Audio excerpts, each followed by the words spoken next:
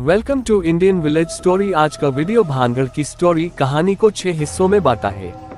1. परिचय। 2. भानगढ़ का इतिहास। 3.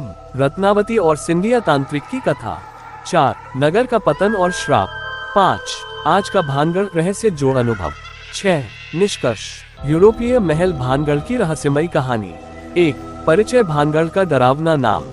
राजस्थान की रेत, किले और हवेलियां अपनी वीरता और ऐतिहासिक गाथाओं के लिए दुनिया भर में प्रसिद्ध हैं। लेकिन इन्हीं में छिपा है एक ऐसा नाम जिसे सुनते ही रोंगटे खड़े हो जाते हैं। भानगढ़ अरावली की पहाड़ियों के बीच बसा हुआ ये किला आज वीरान पड़ा है। टूटी दीवारें, खाली बाजार, जर्जर मंदिर और टूटे महल सब एक खामोश गवाही देते हैं उस समय की जब यहाँ चहल पहल हुआ करती थी। भारत सरकार के भारतीय पुरातत्व सर्वेक्षण एसीड ने यहाँ एक बोर्ड भी लगा रखा है जिस पर साफ लिखा है, उंगली से दाहिनी ओर इशारा, सूर्यास्त के बाद और सूर्योदय से पहले इस परिसर में प्रवेश वर्जित है। यानी रात में यहाँ रुकना सख्त मना है, क्योंकि मान्यता है कि अंधेरा होते ही यहाँ अदृश्य शक्तियाँ सक्रिय हो जाती है। 2. भानगढ़ का इतिहास। भानगढ़ का किला 16वीं शताब्दी में आंबर के राजा भगवंत दास ने अपने पुत्र माधो सिंह प्रथम के लिए बनवाया था।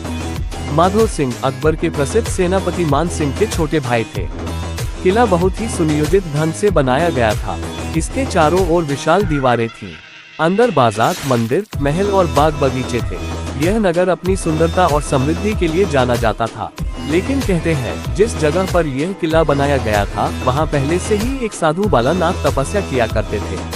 मान्यता है कि साधु ने शर्त रखी थी कि उंगली से दाहिनी ओर इशारा, किला इतना ऊंचा न बनाया जाए कि उसकी छाया मेरे आश्रम पर पड़े। अगर ऐसा हुआ तो पूरा नगर बर्बाद हो जाएगा। लोग कहते हैं यही भविष्यवाणी बाद में सच साबित हुई। 3. रत्नावती और सिंधिया तांत्रिक की कथा। भानगढ़ के साथ सबसे प्रसिद्ध कथा जुड़ी है राजकुमारी रत्नावती और सिंधिया तांत्रिक की। रत्नावती राजा चतुरबुद्ध सिंह की पुत्री थी। वह अत्यंत सुंदर थी। उनकी सुंदरता की चर्चा दूर दूर तक होती थी। कई राजकुमार उनसे विवाह करना चाहते थे, लेकिन एक व्यक्ति था जो उनकी सुंदरता का दीवाना हो गया। वह था एक काला जादूगर, सिंधिया तांत्रिक। सिंधिया को मालूम था कि राजकुमारी उससे कभी विवाह नहीं करेगी, इसलिए उसने अपनी तांत्रिक विद्या का उपयोग करने की सोची।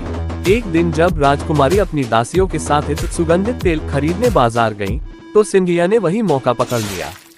उसने उस इत्र की शीशी पर मंत्र डाल दिया। उसका इरादा था कि जैसे ही राजकुमारी उस इत्र को अपने शरीर पर लगाएंगी, वे उस पर मोहित हो जाएंगी और उसके पास चली आएंगी।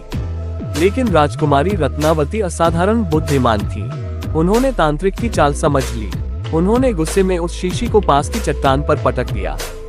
कहते हैं कि वह शीशी टूटते ही उस चट्टान पर असर कर गई और चट्टान गोल गोल घूमती हुई उसी तांत्रिक पर जा गिरी। वह घायल होकर मरने लगा। मरते समय उसने आखिरी सांस में श्राप दिया, उंगली से दाहिनी ओर इशारा, इस नगर का अंत होगा, यहाँ कोई भी सुरक्षित नहीं रहेगा, ये भूमि सदा वीरान रहेगी।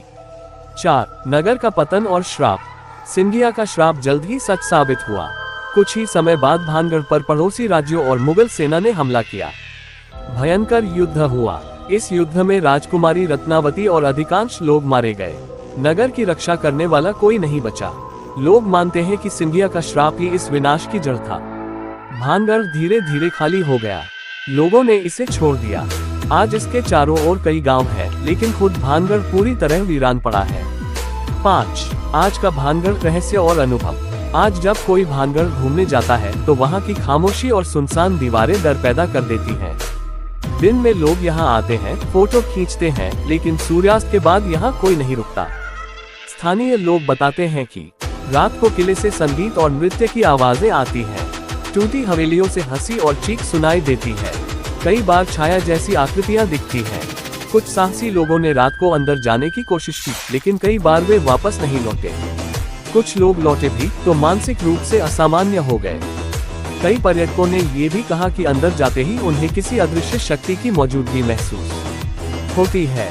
ऐसी ने यहाँ सुरक्षा गार्ड भी तैनात किए हैं, लेकिन वे भी कहते हैं कि रात में पहरेदारी करना आसान नहीं। 6. निष्कर्ष। भानगढ़ आज भी एक रहस्य है। इतिहासकार इसे एक युद्ध का परिणाम बताते हैं, लेकिन स्थानीय लोग इसे श्राप और तंत्र मंत्र की शक्ति से जोड़ते हैं। सच क्या है यह कोई नहीं जानता, लेकिन एक बात तय है, भानगढ़ सिर्फ खंडहर नहीं बल्कि एक ऐसा स्थान है जहां अतीत की परछाइयां अब भी जीवित है।